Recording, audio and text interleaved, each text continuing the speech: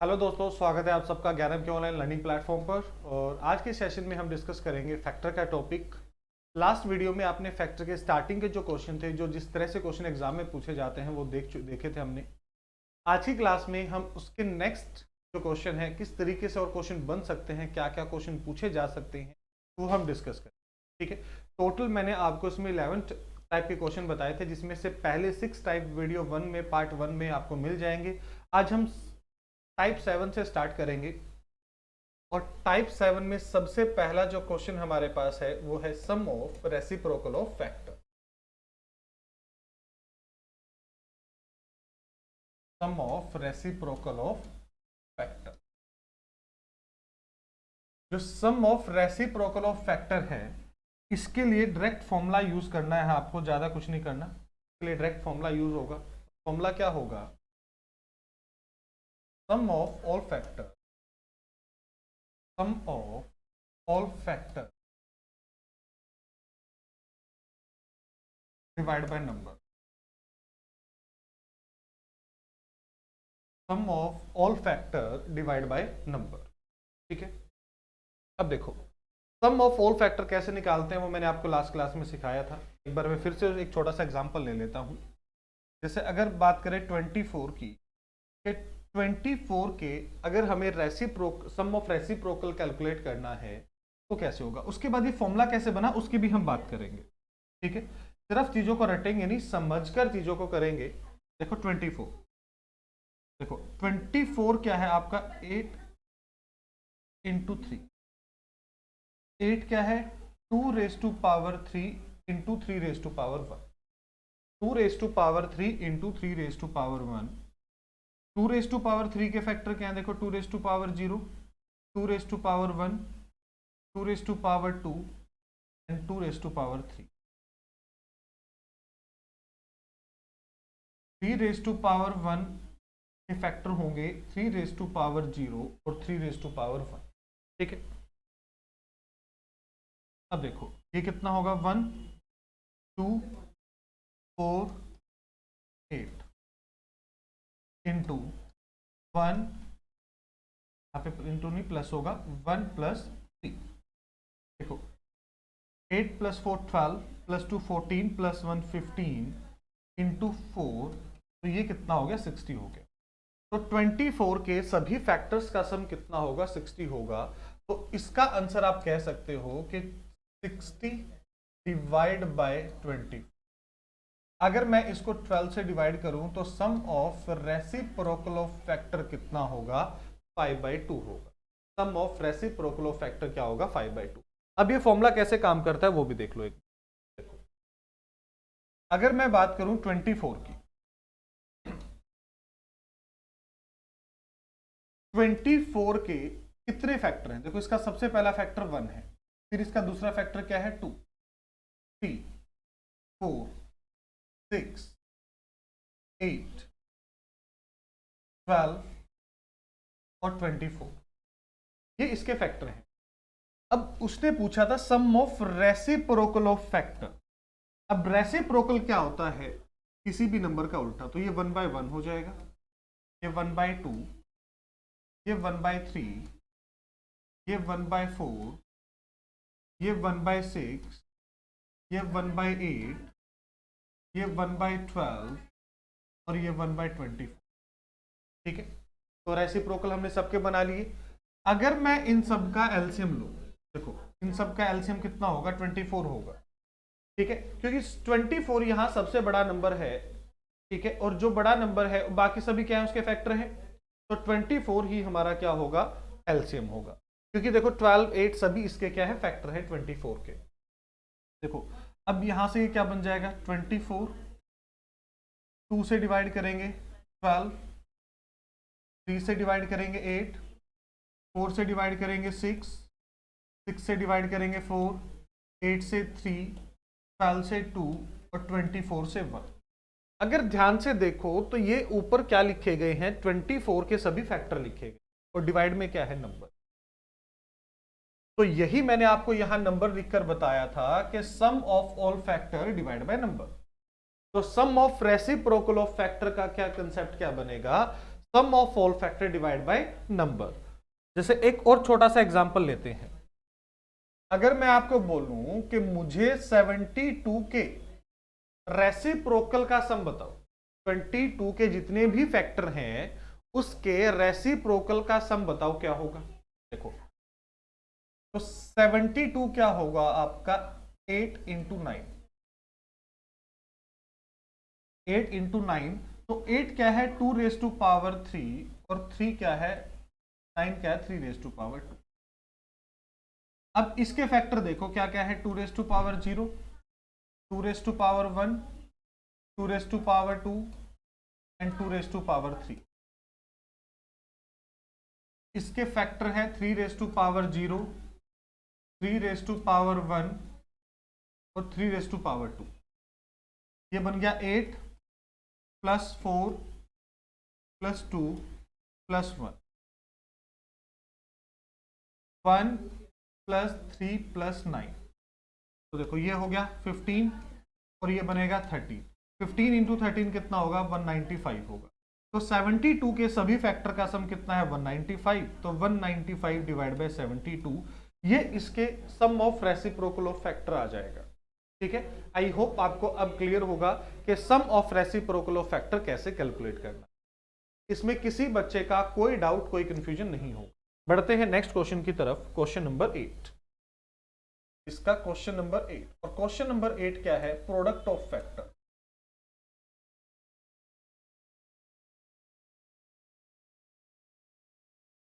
Product of factor, product of factor आपका क्या है number raise to power total number of factor divide by 2। ठीक है, number raise to power total number of factor divide by 2, total number of factor divide by 2। ठीक है, देखो अब ये फॉर्मूला कैसे बनता है। अगर मैं 24 की ही बात करूं तो 1 2 3 4 6 8 12 एंड 24, तो इसके टोटल ये अभी फैक्टर लिखे थे। अब एक चीज ध्यान से देखो, अगर आप 1 और 24 को मल्टीप्लाई करते हो तो आपको एक 24 मिल जाएगा। फिर 2 और 12 को जब मल्टीप्लाई करोगे तो फिर आपको यहां से भी 24 मिलेगा। फिर 3 और जब 8 को मल्टीप्लाई करोगे तो यहां से भी 24 मिलेगा। और 4 और 6 को मल्टीप्लाई करोगे तो यहां से भी 24। और जब बेस सेम होता है तो पावर्स क्या होती हैं ऐड हो जाती हैं। तो मतलब 24 के अगर सभी फैक्टर को आप मल्टीप्लाई करते हो तो आप कह सकते हो कि आपका आंसर क्या आएगा 24 रेज टू पावर 4 आएगा। तो आंसर क्या आएगा 24 रेज टू पावर 4। और देखो फॉर्मूले के हिसाब से देखो, number as it is raise to power total number of factor 1 2 3 4 5 6 7 8। तो 8 डिवाइड बाय 2, 8 डिवाइड बाय 2 क्या हो जाएगा 4। तो 24 रेज टू पावर 4। और ऑप्शन आपको ऐसे ही मिलेंगे।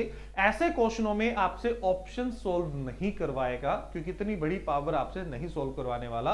हाँ, अगर यहां नंबर कोई छोटा होगा तो फिर आपसे एक बार के लिए सॉल्व करवा सकता है। ठीक है, आई होप ये बात सभी बच्चों को क्लियर होगी। और टोटल नंबर ऑफ फैक्टर कैसे काउंट करते हैं वो आपको फैक्टर के फर्स्ट पार्ट में मिल जाएगा। तो जो बच्चा फर्स्ट टाइम ये वीडियो देख रहा है वो एक बार फैक्टर 1 की वीडियो देख ले ताकि जो स्टार्टिंग के क्वेश्चन हैं वो आपको क्लियर हो जाए अच्छे से। ठीक है, आई होप ये क्लियर होगा आपको। चलिए बढ़ते हैं उसके बाद नेक्स्ट पार्ट पे। एक और एग्जांपल लेते हैं। जैसे मैंने अब एक एग्जांपल लिया 36। ठीक है, देखो 36 में अगर 36 के मैं फैक्टर की बात करूं तो 36 का प्राइम फैक्टराइजेशन होता है 4 इंटू 9 मतलब 2 raise to power 2 into 3 raise to power 3। तो इसके टोटल नंबर ऑफ फैक्टर क्या होंगे, जो भी पावर है उसमें हम क्या करते हैं +1, 2 + 1 इंटू 2 + 1। तो 3 इंटू 3 मतलब इसके जो टोटल फैक्टर है वो 9 है। ठीक है, हमें निकालना था प्रोडक्ट ऑफ फैक्टर। हमें क्या निकालना है product of factor. Product of factor किसका 36, तो number as it is raise to power total number of factor divide by 2, ये इसका फॉर्मूला था। ठीक है, अब किसी भी ओड नंबर को अगर 2 से डिवाइड करोगे तो भैया ये पूरा पूरा डिवाइड तो नहीं होगा। ठीक है, अब ये हमेशा अपने साथ क्या करेगा, डेसिमल कैरी करता है, तो डेसिमल तो ले नहीं सकते हम। तो अब इस केस में क्या होगा, और ये प्रॉब्लम कब कब आएगी, जब आपको एक परफेक्ट स्क्वायर नंबर दिया गया हो। ये प्रॉब्लम, ये परेशानी कब कब अपने को मिलेगी, जब हमारे सामने, जिस केस में हमारे सामने एक परफेक्ट स्क्वायर होगा। ठीक है, क्या अब इस 6 को आप लिख सकते थे, 36 को लिख सकते थे 6 का square whole raise to power 9/2, और ये कितना बन जाएगा, अब 6 रेज टू पावर 2 इंटू 9/2, 2 से ये 2 कैंसिल, तो 6 रेज टू पावर 9 आपका इस क्वेश्चन का right answer. 6 raise to power 9 हमारा इसका राइट आंसर होगा। आई होप क्लियर होगी ये बात सभी बच्चों को। ठीक है, तो 7th और 8th हो गया हमारा। अब बात करते हैं 9th पार्ट की, factors which are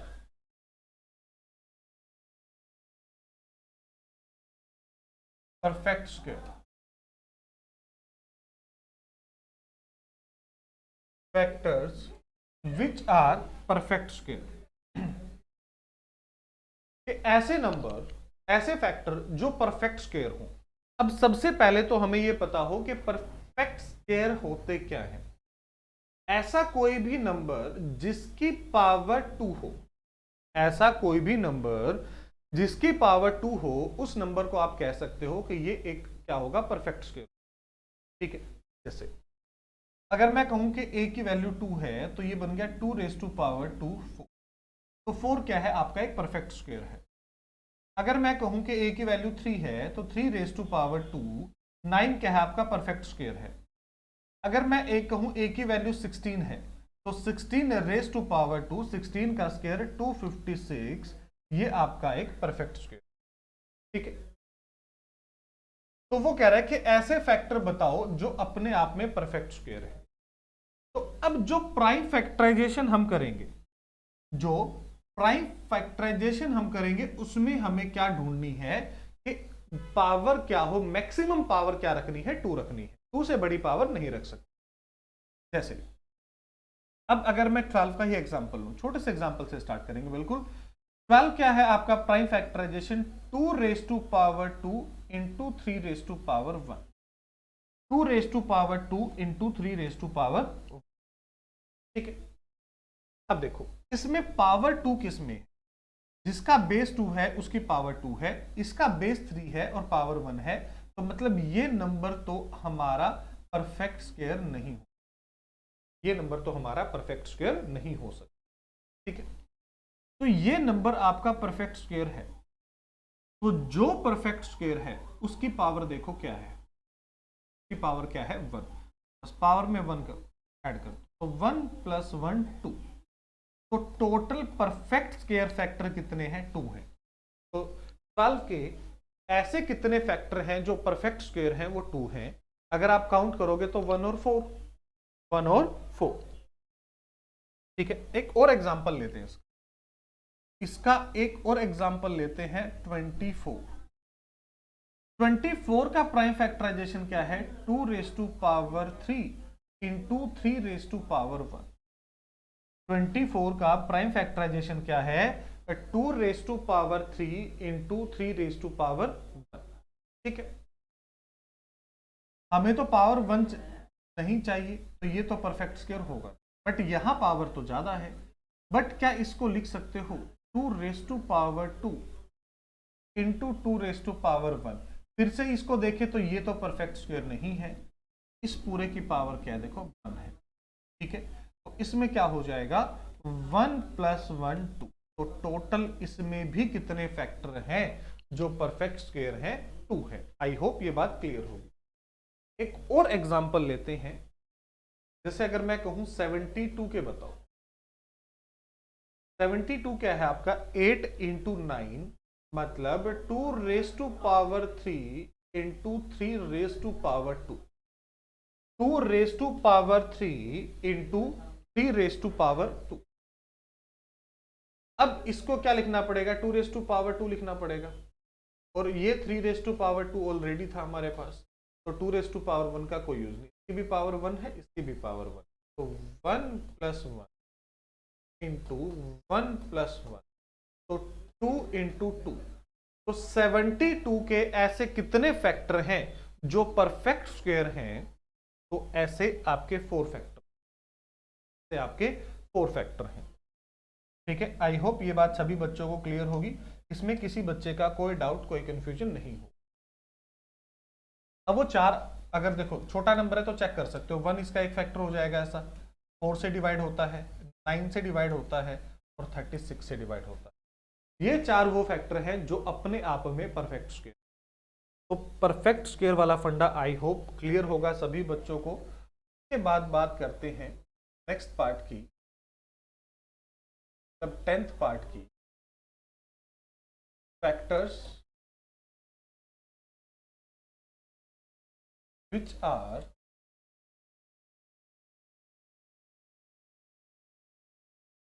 perfect cube, factors which are perfect cube, ऐसे फैक्टर जो परफेक्ट क्यूब हैं। अब देखो परफेक्ट स्क्वायर कौन से थे, जिसकी मैक्सिमम वैल्यू क्या हो, 2 हो। परफेक्ट क्यूब ऐसे नंबर जिसकी मैक्सिमम पावर क्या हो, 3 हो, की मैक्सिमम पावर क्या निकले, 3 निकले। ठीक है, चलो देखते हैं। जैसे अगर 24 की ही बात करें तो ये कितना बनेगा, 8 इंटू 3, तो 2 raise to power 3 into 3 raise to power 1। जैसे उसमें मैक्सिमम पावर 2 ढूंढ रहे थे, इसमें मैक्सिमम पावर 3 ढूंढेंगे, और जो भी पावर होगी उसमें +1 कर देंगे, तो 1 + 1 क्या हो जाएगा, 2 हो जाएगा। ठीक है, जैसे अगर रैंडमली मैं कहूं कि एक प्राइम फैक्टराइजेशन मेरे पास है 2 raise to power 5, 3 raise to power 4, 5 raise to power 2। ठीक है, अगर ऐसा कोई प्राइम फैक्टराइजेशन आपके पास है, इसमें पूछा जाता है परफेक्ट क्यूब, तो हमें तो परफेक्ट क्यूब के लिए मतलब मैक्सिमम पावर क्या चाहिए, 2 raise to power 3, 3 raise to power 3, यहां तो पॉसिबल है, और ये 2 रेज टू पावर 2 बचेगा, ये 3 रेज टू पावर 1 और 5 रेज टू। अब इसका तो कोई रोल नहीं है, अपने को पता है। ठीक है, इसका हमें हमारा आंसर निकालने के लिए उस पार्ट का कोई रोल नहीं होगा। अब देखो 2 रेज टू पावर 3 की मैक्सिमम पावर क्या है, 1, और तो 1 + 1 2, 1 + 1 2, तो टोटल कितने फैक्टर हो गए ऐसे जो परफेक्ट क्यूब है, 4 होंगे। जो भी ये नंबर हमारे पास था जिसका प्राइम फैक्टराइजेशन कुछ इस तरीके से बनेगा, तो उसका आंसर क्या हो जाएगा, 4 हो जाएगा। आई होप ये बात सभी बच्चों को क्लियर होगी, किसी बच्चे को कोई डाउट कोई कंफ्यूजन नहीं होगी। जैसे एक और ले लो, 2 raise to power 7 into 3 raise to power 5 into 5 raise to power 2। ठीक है, देखो अब इसको कैसे सोल्व कर सकते हैं, क्या इसको लिखा जा सकता है 2 raise to power 3 whole raise to power 2 into 2 raise to power 1 और 3 raise to power 3 into 3 raise to power 2 into 5 raise to power 2।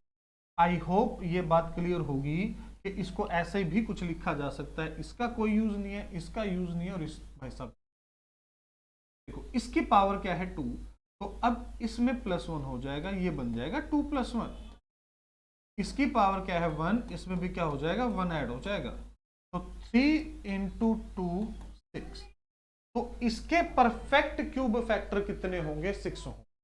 इसके परफेक्ट क्यूब फैक्टर कितने होंगे, 6 होंगे। आई होप ये बात भी सभी बच्चों को क्लियर होगी, इसमें किसी बच्चे का कोई डाउट कोई कंफ्यूजन नहीं हो। ठीक है, चलिए last part, factors which are multiple of any particular number. मतलब किसी पर्टिकुलर नंबर के अगर मल्टीपल्स की बात की जाए, ठीक है, किसी नंबर के पर्टिकुलर नंबर के मल्टीपल की बात की जाए, ठीक है। जैसे अगर एक छोटा सा एग्जांपल ले, मैंने एक नंबर लिखा, जैसे एक बड़ा यही नंबर ले लेते हैं 64800, तो ये इसका प्राइम फैक्टराइजेशन बनेगा 8 इंटू 432, मतलब 2 raise to power 5, 3 raise to power 4 और 5 रेज टू पावर 2। चलो जी, जो हमने लिखा था मतलब इसी का था। अभी जो हमने एक नंबर लिखा था रैंडमली, तो वो इसी का नंबर 5 रेज टू पावर 2, ठीक है। अब मैं आपको कहता हूं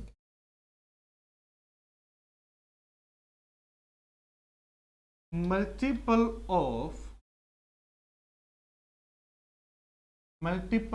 20, ये 64,800 के 64,800 के वो फैक्टर बताओ जो 20 के मल्टीपल है, ठीक है। वो फैक्टर बताओ जो 20 के मल्टीपल हैं।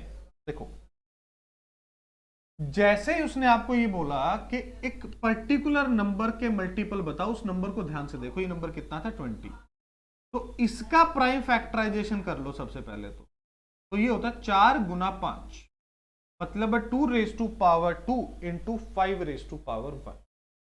जिस भी नंबर के मल्टीपल की बात की गई है उस नंबर का क्या करो, प्राइम फैक्टराइजेशन कर लो। तो ये कितना बना, 2 raise to power 2 into 5 raise to power 1, ठीक है।